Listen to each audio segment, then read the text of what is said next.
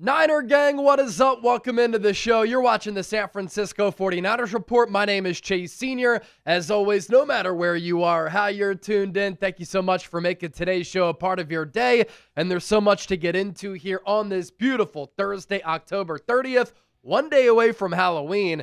And it's crazy. We're about to flip the month as far as the calendar goes to November. This year here in 2025 has absolutely flown by. Coming up here on the show, so much to get into here. We have a lot of Niners injury news, some actual positive updates on Brock Purdy and Ricky Pearsall.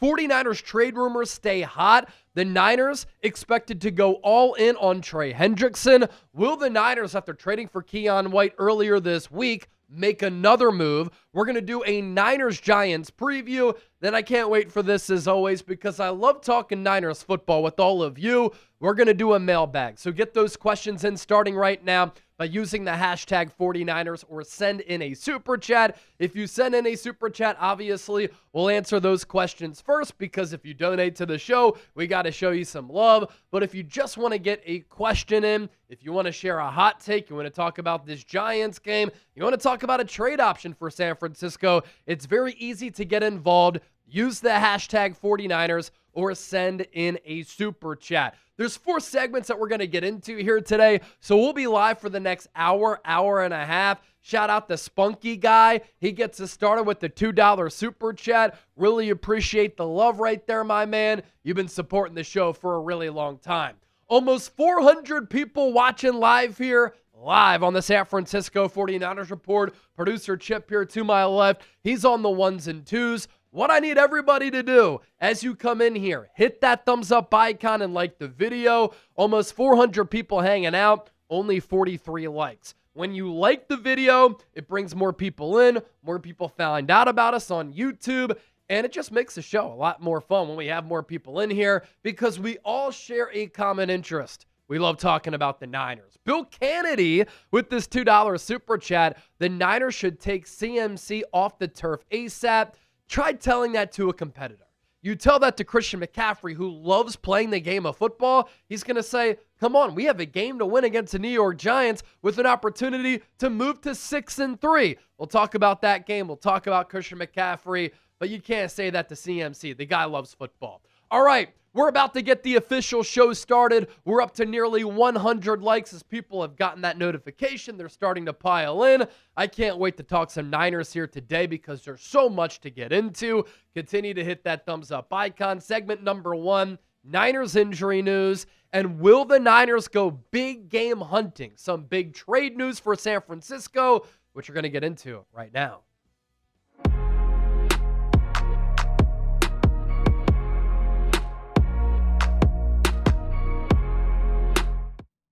Hey there, welcome into the show. You're watching the San Francisco 49ers Report. My name is Chase Sr. Hope all of you out there are having a fantastic October 30th. Coming up here on the show, Niners injury news on Brock Purdy and Ricky Pearsall, and also trade buzz continues to hover around this organization, even though they made that trade the other day earlier in the week for Keion White. But the Niners are expected to go after another defensive end, and will San Francisco go big game hunting? Let's begin here on the injury front. What is going on with Brock Purdy, this team's QB1, and Ricky Pearsall, who had emerged as the Niners' #1 wide receiver? What he did in the first 3+ games of the year, highly impressive. But it's been a while since we've seen both of these players. In fact, Brock Purdy re-injured his turf toe week 4 against Jacksonville. Ricky Pearsall injured an already banged-up knee in that defeat as well. And so Purdy hurt week 1, back in week 4. We haven't seen him since.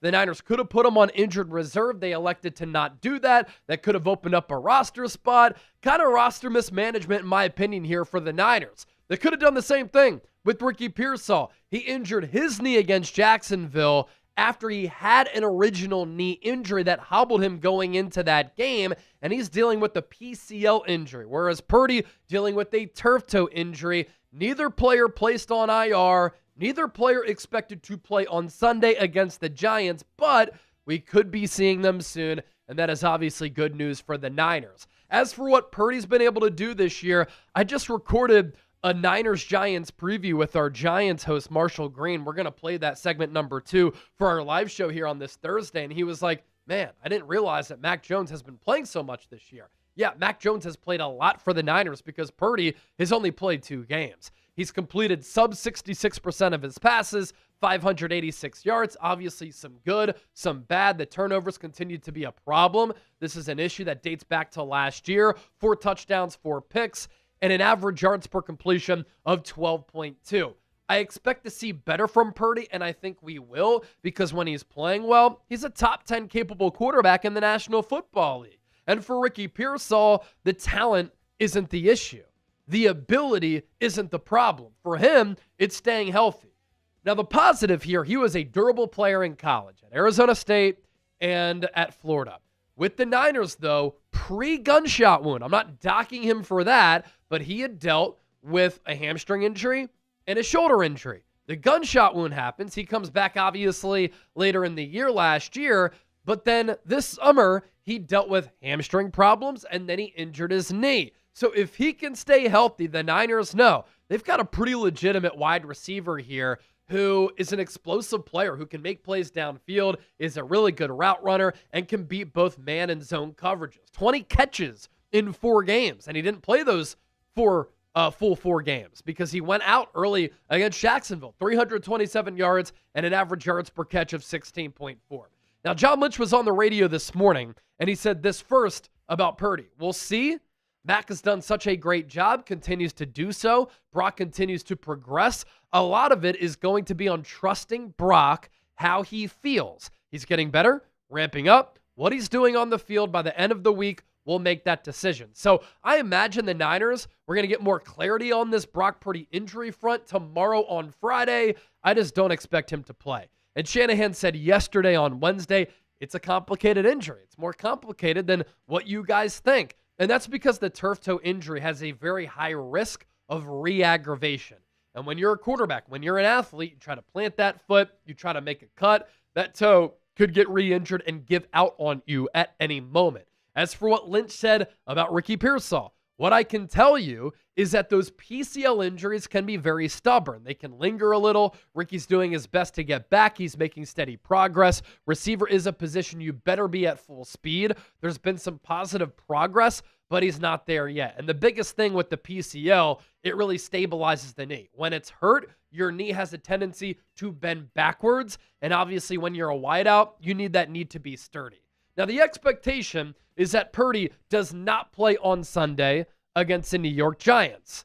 There is a belief that he could return against the Rams and that Ricky Pearsall could return against the Rams in what is going to be a big divisional game for the Niners. They played all those divisional games very early in the year. They went 3-0. Seahawks, Cardinals, Rams. But this game, as the division continues to remain tight in the NFC West, going to be a big one in Week 10. And with Purdy and Pearsall not playing this Sunday, 1 p.m. Eastern, 10 a.m. kickoff in New Jersey against the New York Giants at MetLife Stadium, it's probably the best play. Do you really want Purdy or Pearsall being out on the field on one of the worst, maybe the worst turf surfaces in the National Football League? Keep them right. Bring them back against the Rams on that luscious grass surface at Levi's Stadium, the site of Super Bowl 60, and you're just playing a math game at that point, right? The percentages of them having another week to get healthy and playing on grass, that favors you as compared to coming back too early on that bad turf surface. So Mac Jones set to make his 7th start of the year. And if you went into the 2025 season and I told you that basically by the end of October, early November, that Mac Jones would have started 7 games for the Niners, a lot of us would probably say season over. Probably a repeat of last year record-wise when the Niners went 6-11. But because he's played so well behind a horrible offensive line, which hasn't done him any favors, the Niners are right in the thick of things in the NFC and in the NFC West. Mac Jones this year, completing nearly 66% of his passes, almost 1,600 yards, 8 touchdowns, 5 picks. Some of those picks not really on him. He's been let down by the offensive line. He's been let down by some of his weapons downfield. Prior to last week's game, where the Niners lost time of possession 41 minutes to 18. He had been leading all quarterbacks in the NFL in passing yards per game. That's no longer the case. He is down to 266, but what a job he's done. What a signing he's been for the Niners. John Lynch, speaking of him, will remain on the general manager of this football team. He obviously made that trade for Keion White, the defensive end for the Patriots, on Tuesday. And for the first time publicly, he was asked on KNBR about that acquisition. Here's what he had to say about White. Really good player. Didn't quite fit with what the Patriots were doing. Our analytics liked him. Bring it downstairs to our coaches. They were huge fans as well. We feel we can untap some of his limitless potential. Keion has to assimilate really quickly. Keion White also talked today and said, one of the reasons I'm excited to come to the Niners, teaming up with defensive line coach Chris Kocurek, who's one of the best defensive line coaches in the NFL. And I know a lot of people are going to say, this isn't a trade for Trey Hendrickson or Max Crosby. This guy stinks. Don't be such a casual. Watch games, turn on the tape, do some research. He was a second-round pick for a reason. He fits what the Niners really like. A big defensive end who's an excellent athlete who ran a sub-4.8 40-yard dash at 280-plus pounds in the pre-draft process. He could play defensive end. He could play defensive tackle. He's had good production. He just wasn't a scheme fit for what Mike Vrabel wants to do. They didn't utilize him at defensive tackle, only at defensive end. But he's best suited when he can play both because it allows him to exploit some mismatches. Last year, he led the Patriots with 5 sacks, 45 pressures, and a 76.7 pass rush grade. So Lynch mentioned the analytics. You also turn on the tape. There's a lot to be intrigued by, and the Niners didn't cover up anything to bring in a player like Keion White. And what I'm excited to see them do is utilize his alignment and his versatility. This is what he did last year. At edge, 463 snaps, a 9.9% pressure rate. At defensive end, 202 snaps, 13.3% pressure rate. At defensive tackle, 86 snaps, a 15.8% pressure rate. That's a high number. That's a high number. That's a good number. So look for him whenever he's active. Hopefully it's on Sunday against New York to be utilized all along that defensive line. Yetur Gross-Matos could come back for this game, which would be big. Bryce Huff probably going to come back against the Rams. Maybe the Niners, and hopefully the Niners make another trade, and all of a sudden, a team that a couple of days ago had 2 healthy defensive ends on the 53-man roster could have some depth and some intriguing pieces there. More Niners news here. Eddie Pinheiro, for the month of October, named the NFC Special Teams Player of the Month. He went a perfect 10 for 10 on his field goals. And as we've deemed him here on the show, his name, Eddie Dinero Pinheiro. What a pickup he's been for San Francisco. And with how good he's been this month in winning NFC Special Teams Player of the Month, he is now the 2nd most accurate kicker in the history of the National Football League. A lot more to get to here on the show, but a reminder, let's pause here. Don't forget to hit that subscribe button. If you want elite, nonstop, informative, insightful, entertaining, thought-provoking Niners coverage, I'm your boy. This is the channel for you. We're reaching millions and millions of people every single month, about 4 million views over the last month, and we're approaching 179,000 subscribers. So if you like the content, hit that sub button and join the movement today. We do have an awesome sponsor and a great deal that we want to tell you about. Our friends at Harry's. I love their razors, and I've been using their razors for a really long time. They sent me a care package, and I've been using this for a really long time. I had to renew my products because I like Harry's so much. And let me tell you more about what they have to offer. So when you're using a razor, sometimes the cheap ones and the expensive ones, they can dull too fast. They can irritate your neck. Sometimes they cost too much, like $30 for 8 refills. Come on now. That's a total scam. I started first using Harry's several months ago, and I love their advanced pivoting system to reach every corner of my face, refined blade technology for a closer, smoother shave, a weighted metal handle. With Harry's Plus, you get a barbershop quality shave with German-engineered blades. Each blade is honed at 3 different angles to cut hair cleanly at the root without tugging. Blade spacing is optimized to glide smoothly and avoid clogging. Harry's owns their own world-class blade factory in Germany. No outsourcing, no middleman. That same facility has been perfecting blade making for over 100 years. Let me ask you this. Why would you pay $30 for refills when Harry's gives you better blades for a fraction of that cost? They have also launched their most advanced razor ever, and it's still cheaper than Gillette Fusion 5. So for a limited time, our listeners can get the Harry's Plus trial set for only $10. Harrys.com/chat. This set includes the all-new Harry's Plus razor, one refined 5-blade cartridge, a 2-ounce foaming shave gel, and a travel cover to protect your blades on the go. Just head to harrys.com/chat. Use our code chat to claim this offer. After you make your purchase, they'll ask you where you heard about them. Please support our show and tell them that Chase Sr. and the 49ers Report sent you. So let's get to some trade buzz here on the show. This has really been a topic of conversation since the Nick Bosa injury. The Niners continue to get tied to Trey Hendrickson. Obviously, this is significant trade news for the Niners because if they were to make a move like this, it makes them a serious threat in the NFC, in my opinion, and it makes their defense so much better. And for the future, this is an intriguing player who fits what they like. Guys who love ball, guys who play hard, guys who produce. And for the Niners, he's been pretty durable, even though right now he's dealing with a nagging hip injury, not believed to be a long-term ailment. Here's what Jeremy Fowler, one of the more respected NFL insiders, had to say about Hendrickson. Up to this point, the Bengals have rebuffed trade inquiries, and sources have maintained that Cincinnati has no plans to trade Hendrickson right now.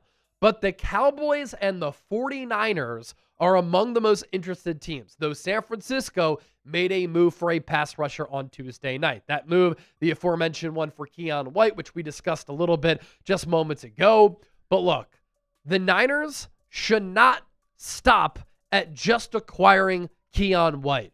They need to make another move. And if it makes sense for their organization, go big game hunting, get a big fish. And that big fish could be a player like Trey Hendrickson. NFL.com put together a piece too, looking at trade targets and their best fits. They have the Niners making the most sense for Trey Hendrickson. He would also be a great scheme fit. And can you imagine him next year in the future if they re-sign him opposite of Nick Bosa, with Mykel Williams and all of those players playing defensive end or defensive tackle? And can you imagine what Hendrickson can do under Robert Saleh and Chris Kocurek this year, how he can make others around him better? Here's what NFL.com said about Hendrickson and the perfect fit to the Niners. The Niners' pass rush has been decimated by injury. San Francisco is tied for the second fewest sacks in the league this season with 9, despite playing in just 2.5 games. Nick Bosa is still tied for third on the team with 10 quarterback pressures. Bryce Huff has been good, but he's banged up. Ditto for your Turgros Matos, hanging on to the final playoff spot in the NFC. The Niners can't sit around and let the deadline pass without making another deal. Losing Trevis Gipson, he played 39 snaps in Week 8 off the practice squad, might have been the impetus for the Keion White trade. That was an amuse-bouche, though. The Niners need a big hunking steak. Acquiring Hendrickson would be that meaty move with an expiring contract. He wouldn't blow up the Niners' offseason work of getting their salary cap situation under long-term control. Obviously, the Niners value that. The hip injury is a concern, but attempting to pry away Hendrickson from Cincy for the stretch run is a swing worth taking. The Jets' Jermaine Johnson could be another option, having played under Robert Saleh. So this is a move also that I don't think is going to damage your future draft capital or really hit your books all that hard. And look, Hendrickson is an elite player. 4 sacks, 23 pressures this year, 8 quarterback hits, and a pass rush grade of 90.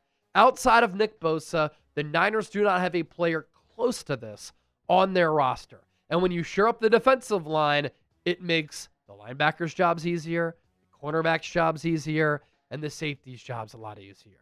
So I think these are the Niners' prime defensive end options in making a trade. And obviously, all of these players are different. They are very interested in Trey Hendrickson. That has been reported by so many people locally and nationally. So I think that is the player who the Niners ideally want to go after. If they want to go with a younger player, Jermaine Johnson could make sense. He obviously has that familiarity with Robert Saleh. If they want to go with another young player, Jalen Phillips, I think, is a long, explosive athlete who, like Jermaine Johnson, did tear his Achilles last year, but he's back and healthy, starting to round into form. Phillips is on the expiring year of his deal. If the Niners want to go after a veteran, Bradley Chubb could make sense. He fits the scheme, and while the Dolphins recently gave him a new deal, no guaranteed money left on that contract. And then if the Niners want to bring in another familiar player like they did with Cleveland Ferrell, they could trade for Arden Key, who had 6.5 sacks with the Niners a few years ago. Don't forget to give me a follow on X and Instagram, by the way. I'm always talking about the Niners here on YouTube, reaching so many people. I'm talking about the Niners for free as well over on my social media pages. Super chat coming in from Coach Fieros, $5. Thank you, my man. What's your favorite Niners-Giants moment? Mine is that comeback in the 2002 NFC wildcard game. That would probably have to be it, because when Eli Manning came in and beat the Niners in the playoffs, that was a heartbreaking defeat en route to the Giants beating the Patriots that year. And they had to beat the Niners in order to get to that spot. So this has been a really sneaky good rivalry over time between the Niners and the Giants. But the 2002 NFC wildcard game, that was a crazy one. And that was an epic comeback. Christopher Green with a $5 super chat. Realistically, what are the chances of getting Trey? I would say the chances of getting him are like 60 to 70%. It really comes down to what the Bengals want to do. They just lost to the Jets last week. Joe Burrow ain't coming back until December. If they lose again this week to the Bears, that could put them in a spot where they decide to sell and get value back for a player who is on the last year of his contract. And if you let him walk in free agency, then you don't get anything. Now, what makes matters interesting is how wide open the AFC North is. It's a bad division. You have the Steelers with 4 wins. You have the Ravens, who are 3-5 right now. You have the Bengals with 3 wins. And so the divisional race is still there. And so the Bengals might be holding out hope that if they stay in it somehow with Joe Flacco and they're around 500, because around a 500 record could win that division, if Burrow comes back in December, they can make a playoff push. And if they get into the dance with Burrow, they could be a dangerous team. We are going to be doing a mailbag for segment number 4. Segment number 2 is about to come up, so don't go anywhere. Why would you? We're hanging out. We're talking Niners. But if you want to get questions in, use the hashtag 49ers or send in a super chat. And the super chats that did come in, I'll expand on those during our mailbag. So if you have a super chat, get those in. Obviously, it goes a long way in supporting the show. We appreciate that, and we'll include those super chats in our mailbag. Coming up next here, live on the San Francisco 49ers Report, you have seen me do a lot of joint previews here this year with some other hosts here at Chat Sports. I think it's a blast. One, we have some really talented hosts here at Chat Sports who know ball and love ball, but they also really know their teams. And so for the purpose of this week, Niners play the Giants. Marshall Green, one of our best hosts here at Chat Sports, he knows the Giants like the back of his hand. So he's going to join me, and we are going to preview this Niners-Giants game, and let's preview it right now. Continue to hang out here with us.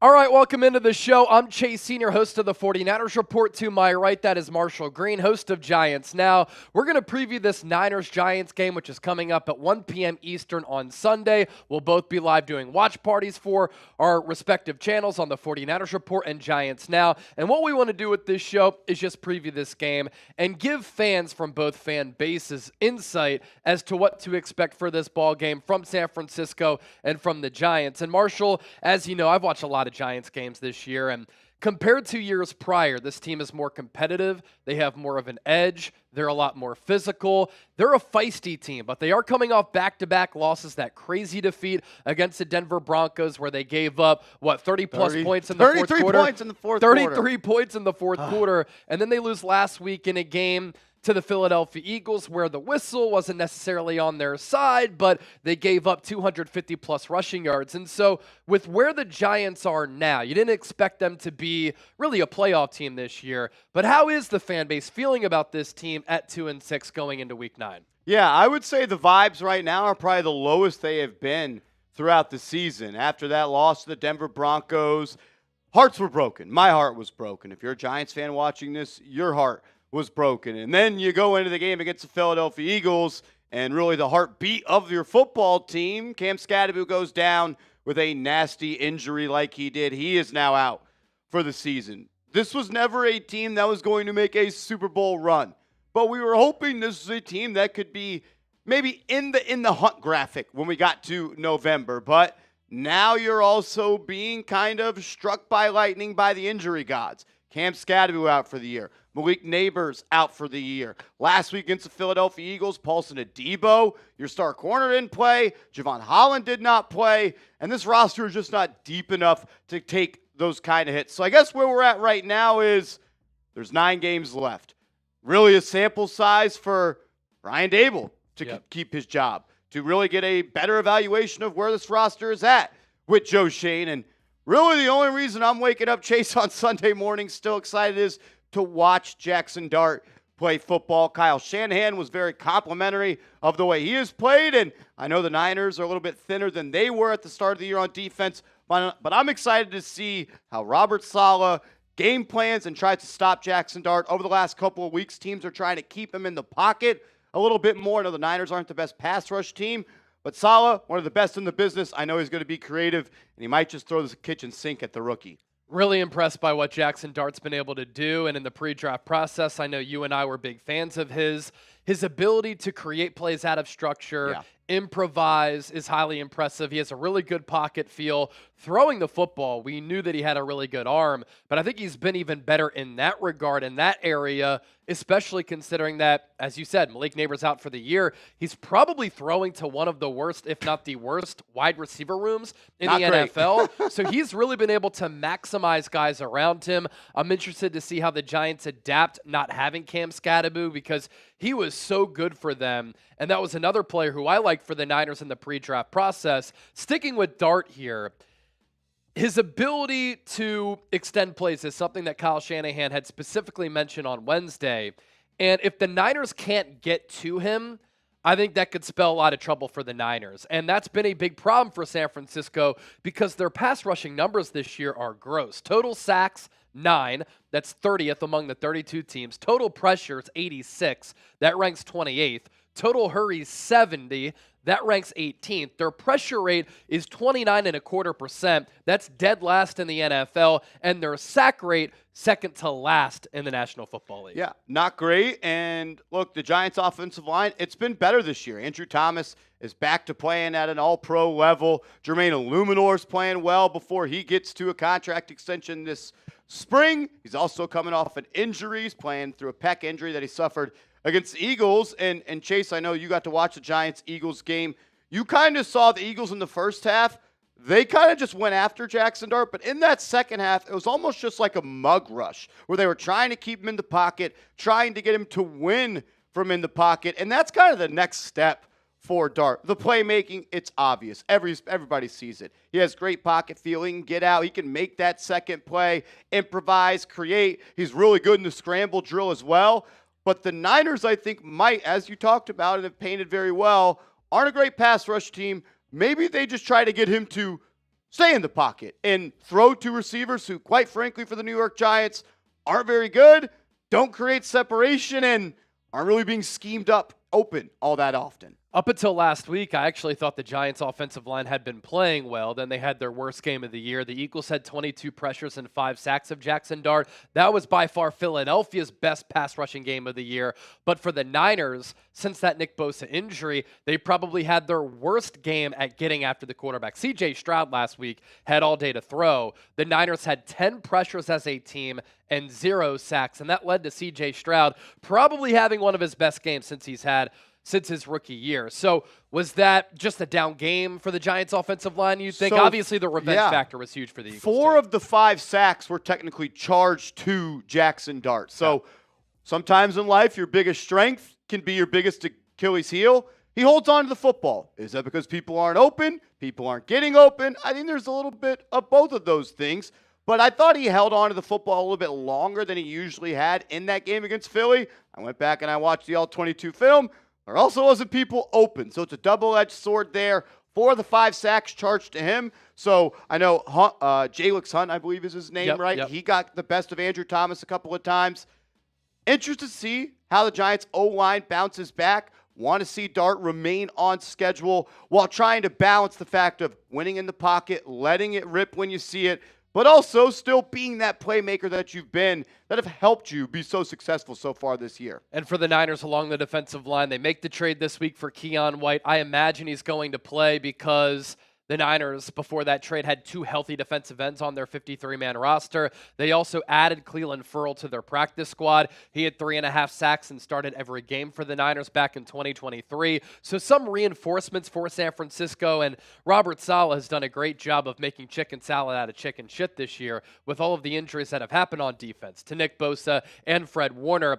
Against Houston, though, that was one of the games where everything that he called, everything that he devised and drew up, it just didn't work. And when the Niners blitzed, they got exposed on that back end. Sticking with the defensive line, but for the Giants, one of the biggest concerns that I have in this game from the Niners standpoint, we're not sure who's going to play at quarterback. Pretty sure it's going to be Mac Jones, who's immobile. Brock Purdy coming off that turf toe injury, I doubt he plays because he's not quite 100%, plus that MetLife turf, probably not great for his turf toe, but a huge matchup in this game. The Giants' defensive line, one of the best personnel-wise in the NFL, against the Niners' offensive line, one of the worst in the NFL. This could be a game, Marsh, Giants fans, where the Giants' defensive line could take over and really get after it. Yeah, they're going to have to. Look, this back end of the Giants defense, it's pretty beat up. Cordell Flott still dealing with a concussion after he got punched in the face by Bobby Okereke in the Eagles game. He had to leave that one. Paulson Adebo, he has not practiced this week after not playing last week. So you could potentially be down your CB1, your CB2, Art Green, a depth piece. He has been injured as well. So you're going to see a lot of Deonte Banks out there. And we saw Jalen Hurts last week. Where number 2 was, that's where I'm going with the football. Deonte Banks has not been a good football player in the National Football League, and the Giants secondary is light. So you're going to need an Abdul Carter game, and we are getting so close. He caused havoc in that Eagles game. Drew a holding on Lane Johnson. He forced a 22-yard sack against Jalen Hurts where Brian Burns cleaned it up. That multi-sack game is coming. I'm hoping it's this week against the San Francisco 49ers. Brian Burns, 10-plus sacks this year already. Dexter Lawrence. A lot of stuff going on with him. Called out by Carl Banks. Yeah, Carl Banks called him out. Then he called Carl Banks delusional. They played him more at nose tackle against the Eagles than they had before. That's his position where he is the best. And I've done my research as well. I see the Niners aren't that great at the interior offensive line this year. I know the bookend tackles are still playing well. But Dexter Lawrence needs to dominate the interior offensive line for the Niners, who, Chase, you know all and well, have not been all that great this year. Yeah, I'll say if there's a game for Dexter Lawrence to get back on track, and he's long been one of the best nose tackles, defensive tackles in football, it's this game, especially if he lines up over Connor Colby, who is last in pressure rate allowed among left guards in football. Rookie 7th-round pick out of Iowa has really struggled. Yeah, Matt Hennessy, who is the backup center. He's starting in place of Jake Brendel. And then Dominic Pooney, a 3rd-round pick from 2024. He has struggled this year. We'll continue to preview this game coming up just around the corner, but let's get to our sponsor here on the 49ers Report and Giants Now. This episode brought to you by Prize Picks. The hard-hitting football action, even better with Prize Picks. The weather might be changing, but the feeling of being right, it never gets old. So keep the season rolling on Prize Picks by getting $50 instantly in lineups when you play your first $5. Very easy to play. You get your picks in less than 60 seconds. You choose more or less on 2 to 6 player stat projections. And this is the #1 fantasy sports app in North America. Join the millions of users and sign up today. And PrizePicks has a couple of new features. It's the only app that offers stacks, meaning you can pick the same player up to 3 times in the same lineup. You want to pick more on Jackson Dart's pass yards, rush yards, and touchdowns? Now you can pick all of them in the same lineup only on PrizePicks. Follow other PrizePicks players directly on the app. Copy their lineups in one click, whether it's a friend, a celebrity partner, or just somebody whose picks you like. Hit the follow button and check out every lineup they create in the new feed tab on Prize Picks. 3-pick power play for Niners Giants. More on Christian McCaffrey's receiving yards at 45.5, more for a half George Kittle rushing or receiving touchdown, and then Jackson Dart, the young stud, more than a half passing touchdown. Download the Prize Picks app today. Use the code CLNS to get $50 in lineups after you play your first $5 lineup. That's code CLNS to get $50 in lineups after you play your first $5 lineup. Prize Picks, it's good to be right. So we've talked about the Giants' defensive line. Marshall mentioned some of the secondary struggles for New York this year. That's been obvious when you watch games or you look at the tape. Another thing that I want to point out here, the Giants' run defense this year, it's been one of the worst units in the NFL, if not the worst. Yards per carry allowed, they're 32nd among 32 teams. EPA per rush given up, 32nd in the NFL. Success rate given up is also dead last. But then you have a Niners team that historically under Kyle Shanahan with the outside zone has been able to be one of the best rushing offenses in the NFL. That hasn't happened this year. The offensive line has been bad. You've been without a lot of marquee players at the receiver, tight end spots because of a lot of injuries there. And so that's impacted the run game too. Not having Brock Purdy obviously takes away the mobility threat at the quarterback spot. Maybe Christian McCaffrey's lost a half step, but he's looked pretty damn good. What the Niners did a couple of weeks ago against Atlanta, Kyle Shanahan said, the goal in this game is to play bully ball. We're going to run it about 40 times. And they found a lot of success running it. Now, they went from outside zone to more gap and power. They found success. Maybe they do that in this game, but it wouldn't surprise me, Marshall, if early on you see the Niners really tried to establish that run game. And they should run the ball outside the tackle. Shout out to my guy Justin Pennick of Talking Giants, pulled this awesome stat. Well, not awesome, but the New York Giants, they allow 7.9 yards per carry outside the tackle. That's the worst in the National Football League. That's a whole yard worse than the 31st best rush defense outside the tackles. So I've already had nightmares this week of the Christian McCaffrey get-right game. You get back to that zone scheme that Shanahan is famous for, and it's 15 yards this way off the tackle, 15 yards this way off the tackle. So I'm absolutely worried about that. I know a lot of people have been saying it's because, Marshall, we're not good on the defensive line stopping the run. That's a part of it, but I think this is more to blame with the lack of talent you have at the off-ball linebacker spot. Bobby Okereke has not been the same player he was just 2 years ago. Darius Muasau, the second-year linebacker out of UCLA. Maybe some Niners fans know who he is. He has not been good in the National Football League. So, yeah, if you're Kyle Shanahan and you want to get back to 49er football of smash mouth, we're going to run it down your throat, you're playing the best team to do it. The Philadelphia Eagles, they had their get-right game running the ball last week with Saquon Barkley. Second play from scrimmage, 65 yards down the left side. I'm worried about that, Chase. I'm also worried about the Giants trying to guard Christian McCaffrey out of the backfield as a wide receiver. The numbers that I saw this week, I was shocked how much they're throwing him the football and how successful he has been in those areas. Do you see that happening again this week? I mean, why would you go away from it at this point? The Giants linebackers can't cover, they can't tackle, and if you want a big play, go at number 27. Tyler Newman, he has really struggled in his second year out of Minnesota. Yeah, he had that bad angle, too, on the Saquon run that went for 65 yards. And very few running backs, as Giants fans are very familiar with, who can beat the safety to the sideline like that, and then it's deuces on the way to the paint. So going back to Christian McCaffrey, yeah, I mean, so the Niners definitely will utilize him as a pass catcher. He's such a filthy route runner from the slot. His pops was an All-Pro and a Super Bowl champion at wide receiver. Ed McCaffrey for the Mike Shanahan Broncos teams that won Super Bowls and made it to Super Bowls with John Elway as a quarterback. Obviously, Christian McCaffrey's brother, Luke McCaffrey, turning into a solid wide receiver for the Washington Commanders. So his footwork and his route running from the slot, very impressive. Obviously, he'll catch some screen passes out of the backfield. A lot of it, though, Marsh, has been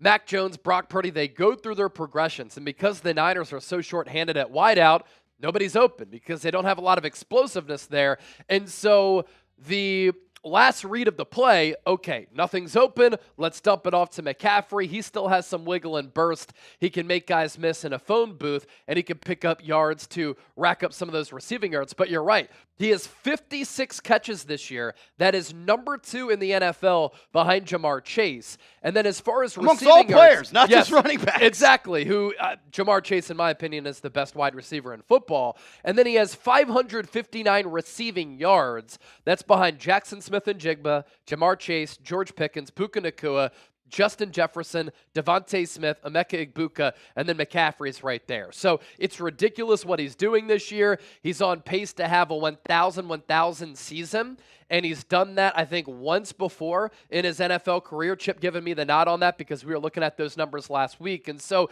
that is a way to target kind of a weakness for this Giants defense. I do want to ask you about the Giants defense. I know Shane Bowen has come under criticism in the city of New York and for Giants fans everywhere. The famous on the Broncos game-winning drive, rush 3, drop back 8. Has that just been a consistent problem, just play calling and scheme that doesn't really make sense in the moment of games? Yeah, I mean, you go back to the game against the Dallas Cowboys in week 2. You should have closed that game out where Dak Prescott throws an 18-yard ball up the seam to get you in field goal range. The game against the Denver Broncos. The Giants have just not been good situationally on defense to close out games. And then when their defensive line does put them in advantageous situations, they do not capitalize. 2nd and 35 last week, and Tank Bigsby, or 2nd and 31, and Tank Bigsby rips off a 35-yard run to move the chain. 25 of 35 times where the Giants defense has had the opposing offense in first or second and 11-plus yards, they've gotten a first down. That makes no sense. So even if you're the Niners and you suffer a sack on first down and it's 2nd and 12, 2nd and 18, the drive is not dead. You can keep it alive. For Shane Bowen, look, he has not been great. But the players at some point, they need to execute as well. So it's the classic are they bad because of the players? Are they bad because of the play call? I think it's a mix of both. And I don't really believe in the way that Shane Bowen operates on defense. Like when you think of the New York Giants in their heyday, fast, physical, aggressive, downhill. Shane Bowen is bend but don't break. Let's let them make a mistake and not force it. We're going to be passive. And overall, this defense, it is just a slow defense sideline to sideline. And that is why I see a big game coming for Christian McCaffrey. I really do. Yeah, and one of the big storylines for this game as well, this game is big for the Niners, right? The difference between 6-3 and 5-4 going into the NFL trade deadline, which is coming up on Tuesday, that's a big swing. And obviously for the Giants, the sole focus right now is the development of Jackson Dart. For the Giants, there is a pass rusher who Niner fans very interested in, and I am as well. That's Kayvon Thibodeau, who I think would be a good scheme fit, under contract next year, can get after the quarterback. He's good against the run. There's been a lot of chatter that maybe he gets moved. Is there any chance that he could just hop on the plane with the Niners, come back to Santa Clara? Do you think he gets dealt? I mean, look, are the Niners going to offer a first-round pick? I think the Giants would have to listen. I mean, look, I did a video. I want to keep Kayvon Thibodeau. In my 5 years of covering the Giants here, I've learned one thing. Talent or roster as many talented football players as you can, no matter the position and no matter how much depth you have at the position, especially the guys that you draft and you develop. That's the blueprint for good football teams in this league. Draft good players, develop them into good, better players, and retain those players. The Giants, under Joe Shane, they have not really done that. So I know you have Brian Burns. I know you got Abdul Carter and Dexter Lawrence. But Kayvon Thibodeau is a good player. He's having his best year in the NFL. There's a reason other teams want him now, because he's playing good football. I'm hoping I see Kayvon Thibodeau maybe sack Mac Jones a couple of times. And, Chase, I wanted to ask you, in the, 6 games Mac Jones has actually started this year. I didn't even realize it was that high. What has he done well when the offense looks good with the Niners with Mac Jones? How are they moving the ball? How are they putting up points? They're 4-2 in the games he started this year. So I think if you're a Niners fan, you could say it better than me. You got to be pretty happy with the way he's played. And I think Giants fans may be looking at it, Mac Jones, we got to win. I would kind of pump the brakes on that. Mac Jones has played great. I mean, anytime you can have a backup quarterback go 4-2, and up until last game, he was leading the NFL in passing yards per game, you'll take that. I think he's filled in really nicely for Brock Purdy. Obviously, they are different quarterbacks. Brock Purdy, like Jackson Dart, different players, but in the same sense, going to be able to create. He's going to be able to buy time and either make a play downfield with his arm out of structure, or he's going to be able to utilize his legs and pick up chunks of yards on the ground. Mac Jones is more of that pocket quarterback who's not going to move around all that much, but he does have a good pocket feel. I'd say he also has a better deep ball than Purdy. Sometimes he can make that opposite hash to opposite sideline throw better than Purdy, put some more velocity behind the football because he does have a stronger arm. He's also a bigger athlete. And another thing, too, when Mac has played well, he's been protected. They've gotten the ball out on time. When he's played poorly, it's really not on him. It's because this offensive line has been horrible, and he's gotten a pass rush right up the gut, which blurs his sight line as a quarterback. It muddies up the pocket, and he's had no chance back there. So all things considered, we've seen why Kyle Shanahan really liked Mac in the pre-draft process in 2021, why for a little while he advocated for the Niners to take him ahead of Trey Lance. He does a great job of running the offense, playing point guard, getting rid of the ball on time accurately to his playmakers. This is such an interesting game because the things the Giants do well, the Niners don't do good at stopping it. Yeah. What the Niners do well, the Giants don't do good at stopping. Giants can rush the passer. Niners don't block all that well. The Niners are struggling to run the football. The Giants don't stop the run well at all. So while we've talked about it could be a get-right game for the Niners, like, there's still a part of me that believes the Giants could win this football game. Not the most talented receivers. Still no Brandon Ayuk. Like, I know you're thin at corner, but this is a game I do think the Giants can win. Vegas has the Niners as 2.5-point favorites. Cross-country flight, so 5.5.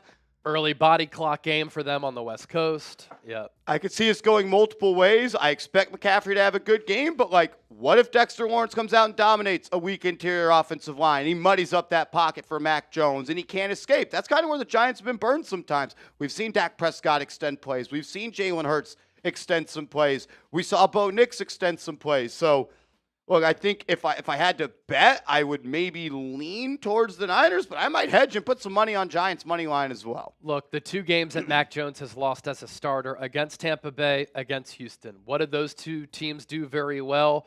They were relentless in getting after Mac Jones, beating up on an inferior offensive line. So there is certainly a reality here in which this Giants defensive line, personnel-wise, one of the most talented groups in the NFL, they can take over this game. And it wouldn't surprise me if the Niners lose this game. I do think it's going to be a close one. We're both going to be live for watch parties on our channels, Giants Now, San Francisco 49ers Report. Been having a blast doing these previews, bringing in a different perspective from some great talented people here at Chat Sports. Hopefully you enjoyed it too, and subscribe to our channels. We'll see you Sunday.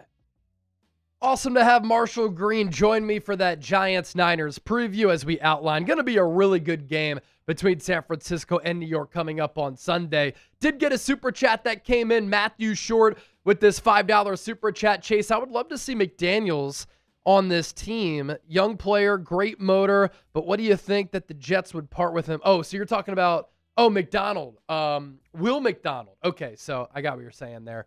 Will McDonald, really like him, man. Good player for the Jets, obviously. Like Jermaine Johnson, has that familiarity with Robert Saleh. Doesn't have the injury history that Jermaine Johnson has because obviously Johnson suffered that torn Achilles last year. If it's Jermaine Johnson, if it's Will McDonald, I'm in on both. I think both of them are really good players. They're both young. I have seen that the Jets would rather keep McDonald because he's under contract next year, whereas Jermaine Johnson is not. But I'll expand on that with our mailbag coming up here, segment number 4. Joseph Vernberg, $2 super chat. Giants committing football murder on Sunday, Chase. You think so? I mean, as I talked about in that preview, I'm worried about that Giants defensive line against this Niners offensive line. It could be a bloodbath if the Niners offensive line doesn't bring it. And from a talent standpoint, it's really not close between the two ball clubs. Bill Kennedy Does Chat Sports have reps at games in press boxes? So I've gone to games before, and that's part of what we do. We'll interview coaches, we'll interview players, but honestly, I kind of prefer this where we go live for games for our watch parties, and we can watch the game together, we can react to it, and obviously we do better watch party numbers than anybody out there. So I've gone to the Super Bowl, I've been to NFL combines, we've done some stuff like that. And in my previous job, I did some Big J stuff like that. But honestly, the platform that we have here at Chat Sports and what we do as a company, we have a studio where we have 16 studios. We're all content creators, and we host shows from our studios, and we're live during the games instead of being at the games. And we kind of put together like a strategy where this show is kind of like a radio show, podcast, television show, all kind of put together. And so you think about what radio shows do, what studio shows do. They're not at games either. And so that's kind of the model that we have as well, but obviously on a YouTube platform. John Yam, $10 super chat. Yam. Thank you for that. Much appreciated, my brother. You are the man. All right. Segment number 3 is coming up here live on the 49ers Report. Some more trade buzz to get to for San Francisco. Another reminder, if you want to join our mailbag, use the hashtag 49ers or send in a super chat. That's hashtag 49ers or send in the super chat. We've gotten a lot of super chats already. Those will be included in the mailbag, which is coming up right after this segment. And then we'll get to your questions as well using the hashtag 49ers. All right, segment number 3 coming up. Niners trade buzz. Let's dive in. NFL trade deadline is coming up on Tuesday, November 4th. So let's get into it here on the San Francisco 49ers Report. We're talking about some Niners trade buzz, a look into the latest rumblings around the Niners going into the deadline. And with the deadline coming up on Tuesday, a programming reminder, a programming alert. We're going to be live here all day on the San Francisco 49ers Report. So subscribe to the channel. But when you do that, hit that bell icon, turn on your notifications, and hit all. Therefore, anytime I push out a video, anytime we go live for a live show or a watch party, you'll be notified, and you can help us grow the empire. We're approaching 179,000 subscribers, less than 200 people away from that milestone.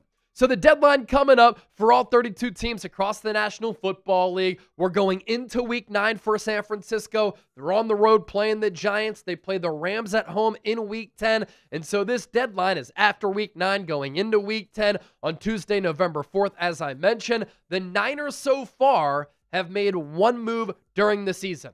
That's trading for defensive end Keion White, a move that I like because of his positional versatility, still a young player, under contract next year. The Niners didn't give up a lot, and he fits the prototype for what the Niners look for and like at the defensive end spot. Playing defensive end, defensive tackle with really good size, and he can win with some power moves. Here's what John Lynch said on KNBR about the possibility of him making a move for San Francisco. I'll never say never because we still have some time left on this deadline. We like whoever we trade for to be here for more than just the end of the season. We also want to keep our draft picks. We don't want to eat into that too much, but also want to bolster our team this year. Obviously, the Niners did that with Keion White, giving up a late rounder. It's no big deal. And I think that move is going to be beneficial for San Francisco because they were desperate to do something at defensive end. And speaking of this game, looking ahead to Sunday, right? Think about it. This game against the Giants is huge. There is a massive difference between being 6-3 going into the trade deadline and 5-4. Now, it might only be a one-game swing, but 3 games above 500 compared to 1 game above 500, that's the swing that I'm talking about in the standings. But the belief that you have in yourselves as a football team, if you're the general manager, thinking about, pondering about, potentially making a move. Now, I've said for a long while here that I think the Niners need to make a move or moves, and I predicted they could make a couple. Well, Keion White was one trade that the Niners made on Tuesday, and I think there's another move that they could make, especially if they beat the Giants. I think it's a little bit too late in the week to make a trade going into Week 9, but going into the deadline, that's when the Niners could strike. And you look at where things stand in the NFC West right now. Niners, Rams, Seahawks all have 5 wins. The Seahawks and Rams are above the Niners because they have a fewer loss, right? 2 losses, 2 losses. But what the Niners have working for them, they are 3-0 in the NFC West right now. They beat Seattle. They beat the Rams. They beat the Cardinals. And so in this division, they're in a good spot. And still in the NFL, even though this has been a little bit controversial, you win your division, you host a playoff game. Then you look at some of the other standings across the entire NFC to see the outlook here for the Niners and other teams, and you'll see how closely contested everything is. And Chip, I can just pull this up real quick on my front. It is such a wide open conference, and it's a year where I don't know if anybody knows who the best team is, if there's a bona fide Super Bowl favorite. I'd say right now, the Kansas City Chiefs are playing the best among all teams, but to start the year, they looked very talent deficient. The Indianapolis Colts are certainly a threat. They're currently the number 1 seed in the AFC, but obviously they don't have a long track record of success with their current regime under Shane Steichen, and they have Daniel Jones, who the Giants let go because they couldn't take him any longer. And then in the NFC, it's competitive, it's close, but it's wide open. And so if you're the Niners, you get to 6-3, I think you have to make a move because you are a factor inside this conference. Now, here's how the standings go. Green Bay Packers have the number 1 spot at 5-1-1. The Niners have as many wins as Green Bay does.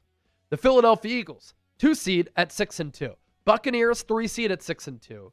Then you have the Seahawks at 5-2. Niners already have the head-to-head. They'll play them the final week of the season. Lions at 5-2, Rams at 5-2, and right now the final playoff spot would go to San Francisco at 5-3. If the season were to end today in the wild card round, they'd be on the road to play the Philadelphia Eagles in that 2-7 matchup on their heels. The Bears, who they play this year, the Panthers, who they play this year, then the Dallas Cowboys at 3-4-1. And so if the Niners go out there and they trade for a defensive end, that improves your pass rush, which has been one of the worst pass rushing units in the NFL. But if you're able to generate a pass rush and that defensive end can help improve against the run, what does it do for the rest of your defense? It benefits everybody else. If you can't get pressure on the quarterback, it is impossible to play cornerback and safety and play defensive back there when the quarterback has all day to survey the field, go through their reads and progressions, and pick you apart. That's what happened against C.J. Stroud last week. And this is something that the Niners need to improve upon. They trade for Keon White. They sign Cleveland Ferrell.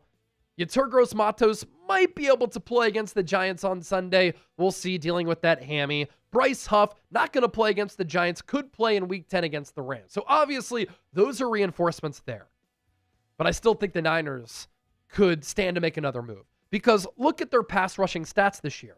Total sacks, only 9 as a team. And they've played 8 games. That's 30th in the NFL.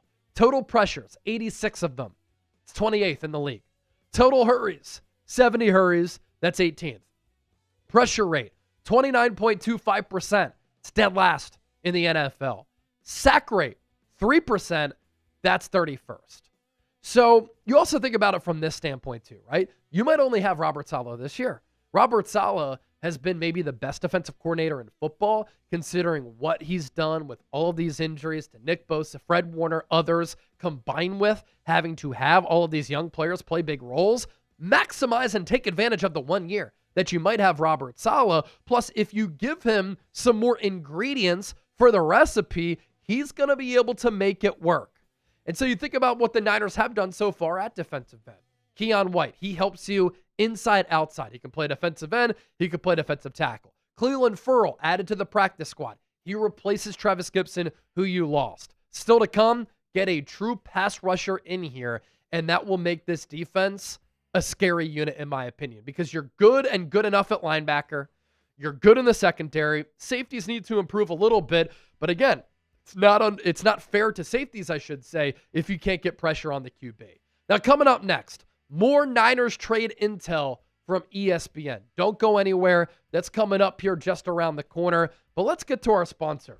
Our friends at Harry's. I've been using their razors for a really long time, and we have a phenomenal deal if you go to harrys.com/chat and use the code chat. This really has been a game-changing product for me, and I've been using them over the last several months. You think about razors, right? Sometimes they can dull too fast or they can irritate your neck.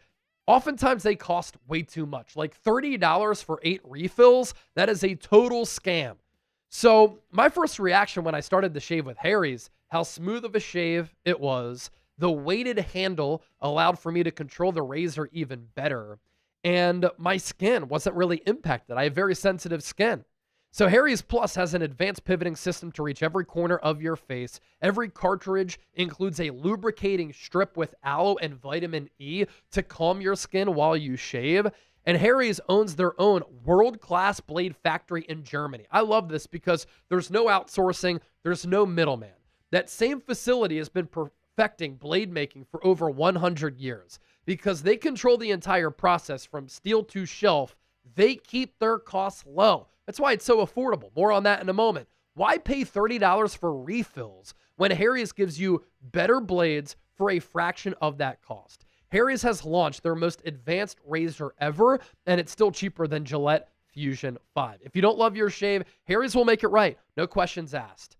Risk-free trial means there's zero downside to giving it a shot. So for a limited time, our listeners can get the Harry's Plus trial set for only $10.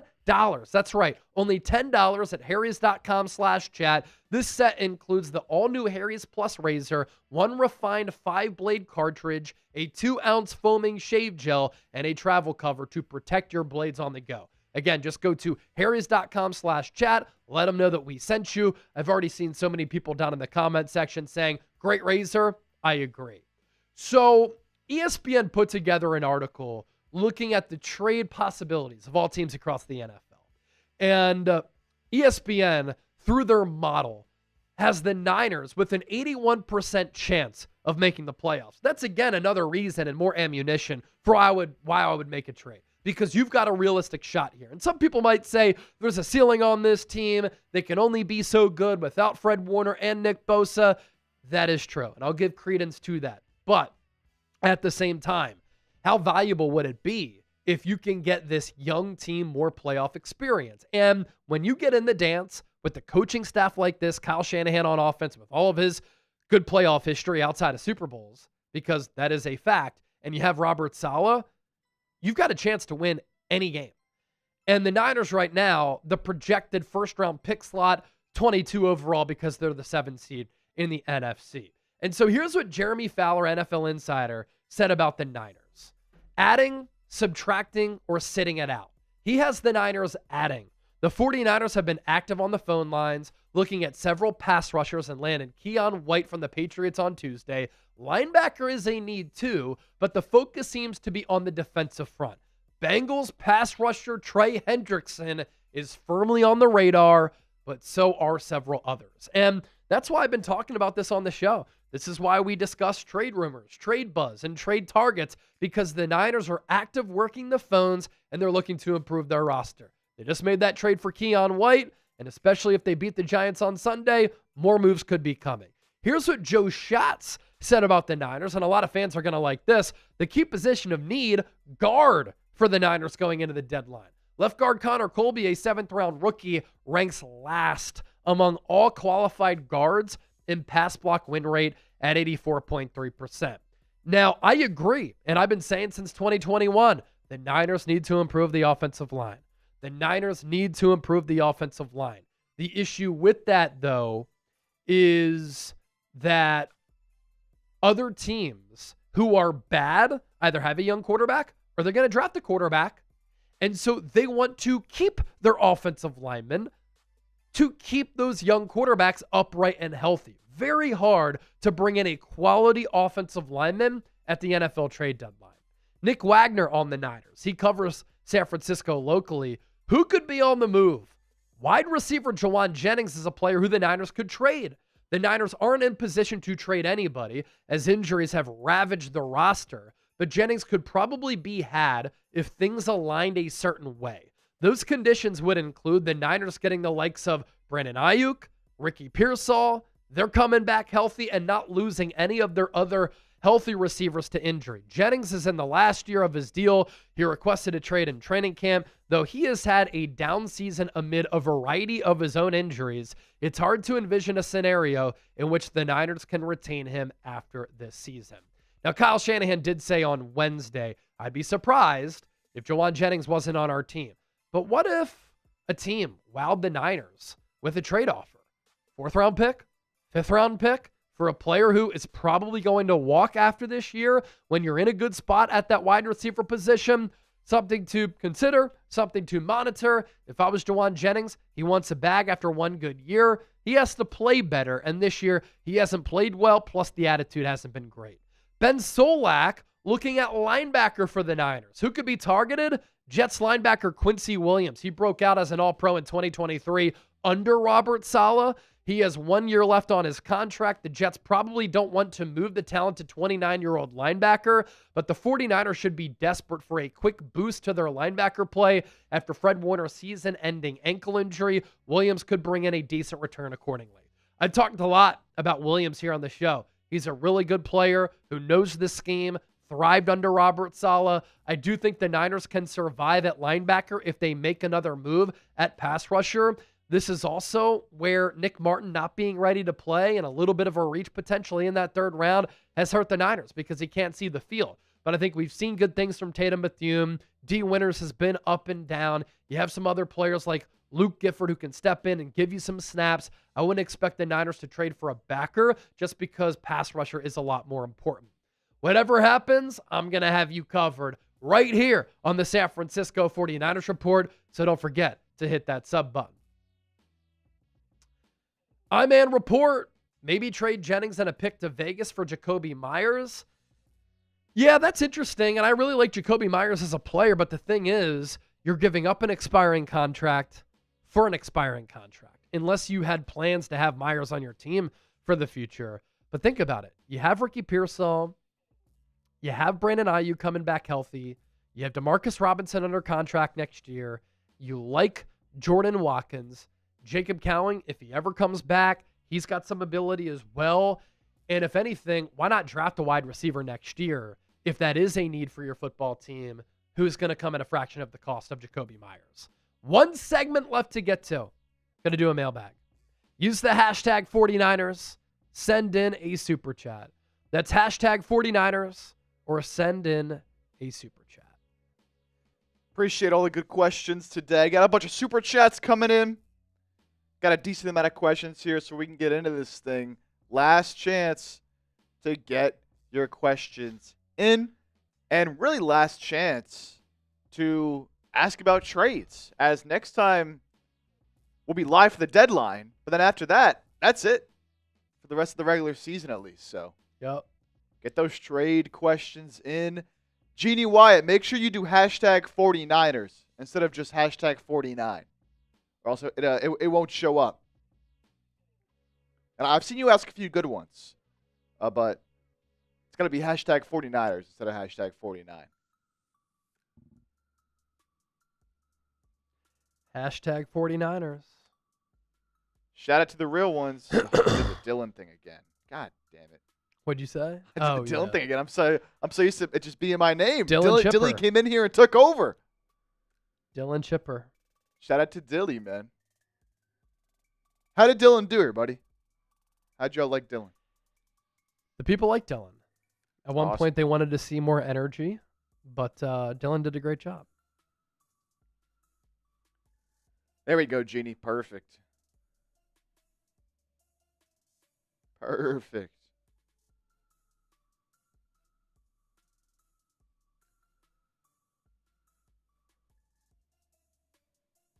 Barry asking a question. Got some good stuff. I think we're good to go. Let's get it. Let's go. Let's answer your questions.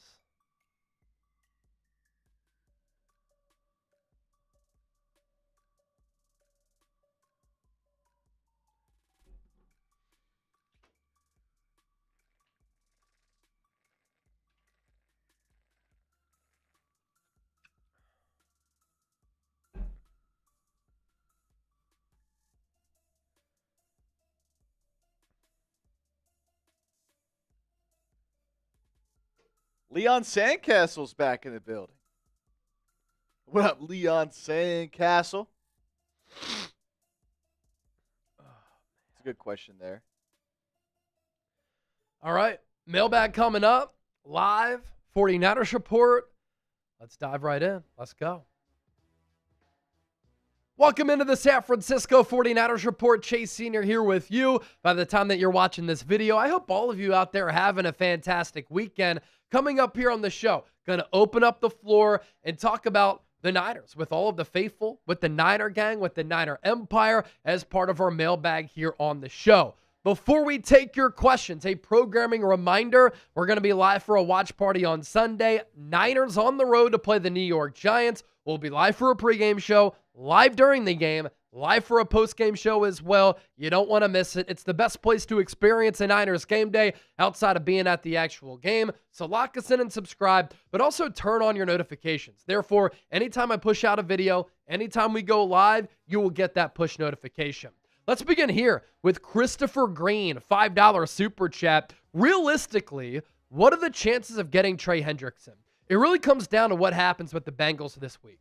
Bengals play the Chicago Bears. If they lose, I think that enhances the chances of the Bengals trading him away because he's on an expiring contract. He wanted to stay long-term. He wanted to sign a long-term deal. The Bengals, a historically cheap organization, didn't want to give him that long-term contract. And so they could get value back for a player who they would otherwise lose for nothing in free agency. The thing that throws a wrench into all of this is that the AFC North has been a horrible division. The Steelers have 4 wins. The Ravens have 3. They're in the mix. But so too are the Browns with 2 wins.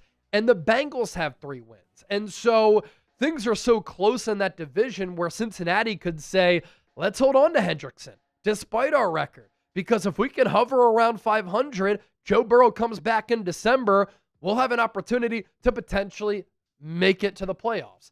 And if the Bengals are in the playoffs, I'm telling you this right now, no team will want to face them because they're going to have to go up against Joe Burrow, who, when healthy, is a top 3 quarterback in football. So I'd say the chances are solid for the Niners to bring in Trey Hendrickson. They really want him. It all comes down to what Cincinnati will do.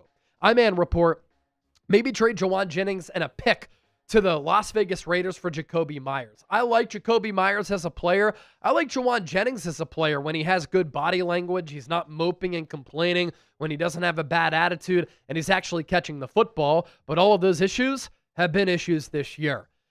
Now, I would say that Jennings and Myers are somewhat similar players. Myers is a little bit faster. I did say this prior to the year, that I think the deal that Jennings should be looking at getting is the Jacoby Myers contract that he got a few years ago from the Raiders, right in that like $15 million per year range. But why I don't think that trade makes sense is because Jennings is on the final year of his contract. Myers is going to be a free agent after this year. So you'd basically be swapping wide receivers while losing them after the season, I would imagine.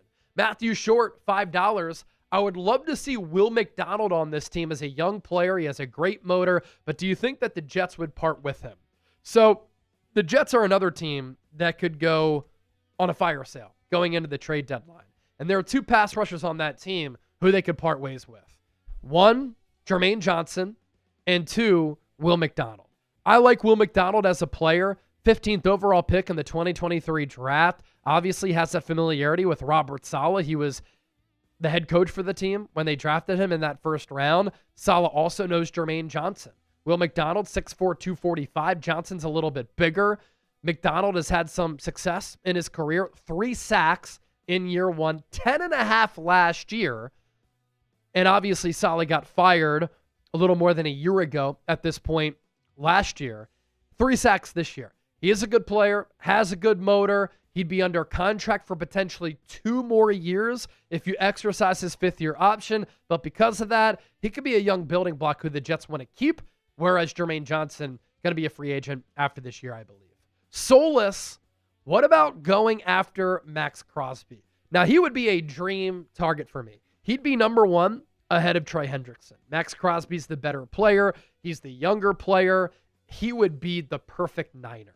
Loves the game of football, plays the game the right way, always gives it 110%, empties the gas tank, plays with so much hustle, plays with so much toughness, plays with so much swagger, never gives up on a play. I mean, he has this relentless pursuit to be great, both as an athlete, but when he gets in between the lines on any given snap. But the Raiders have told him, we're not trading you.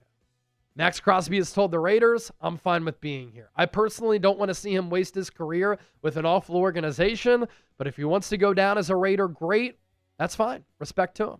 Gabriel Barrios, $2 super chat. You think Fred Warner can be back for later in the playoffs? I highly doubt it.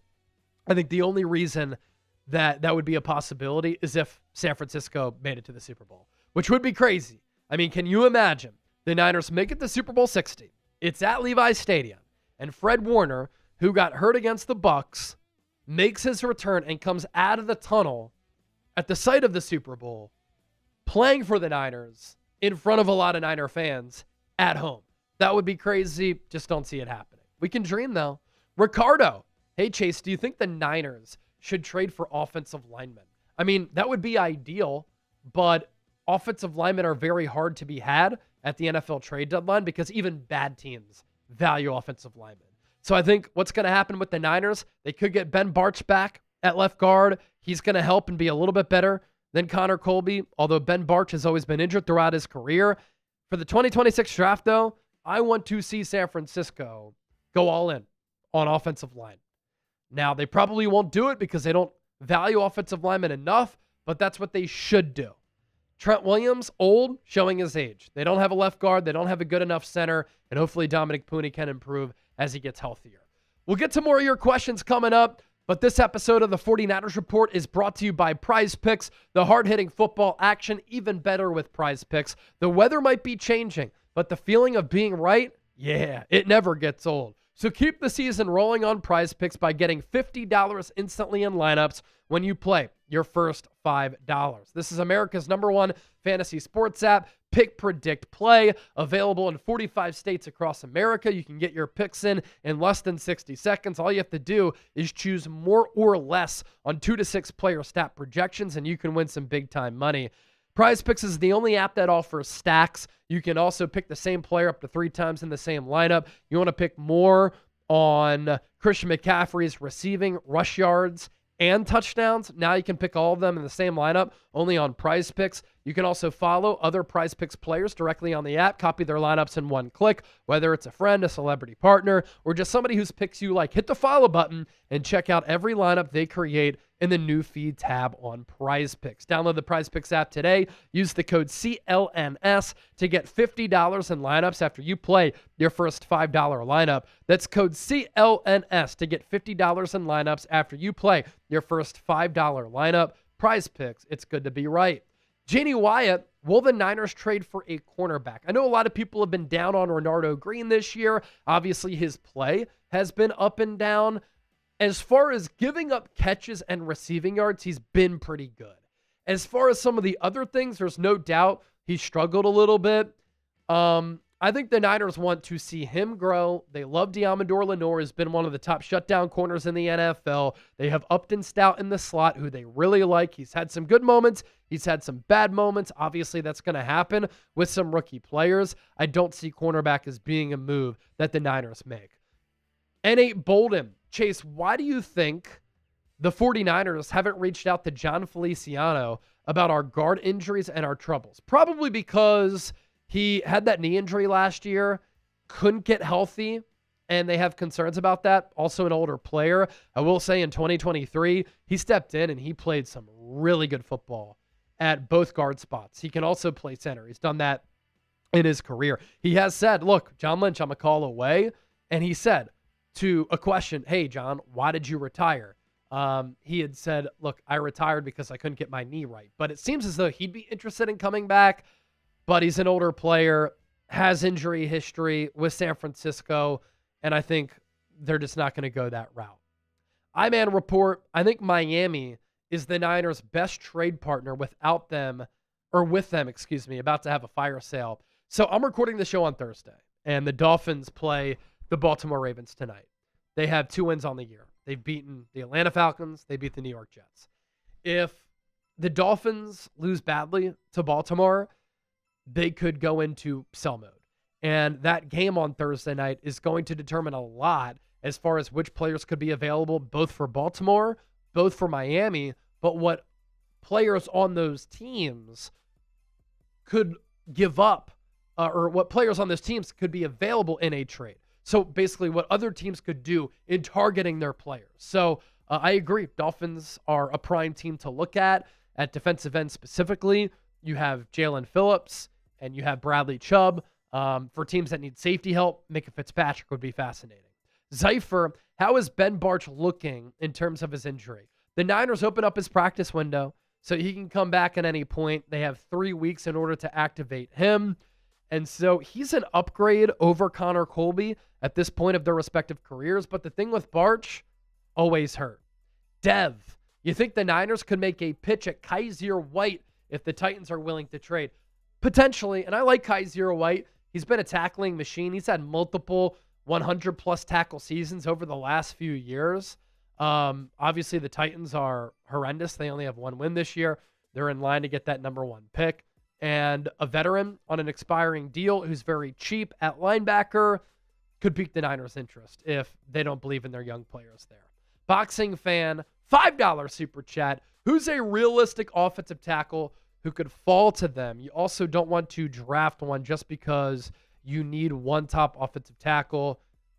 They're not diamonds in the rough. Yeah, so what I want the Niners to do, they've said, we prioritize early picks, skill players, late picks, offensive linemen. Well, you haven't hit on those late round offensive linemen. So, look, I'm in the thick of the NFL season. I watch college football every single Saturday.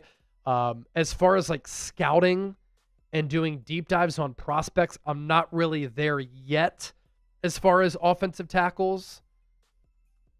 But let's take a look at some of the top offensive tackles on the 2026 ESPN big board. Spencer Fano, Utah.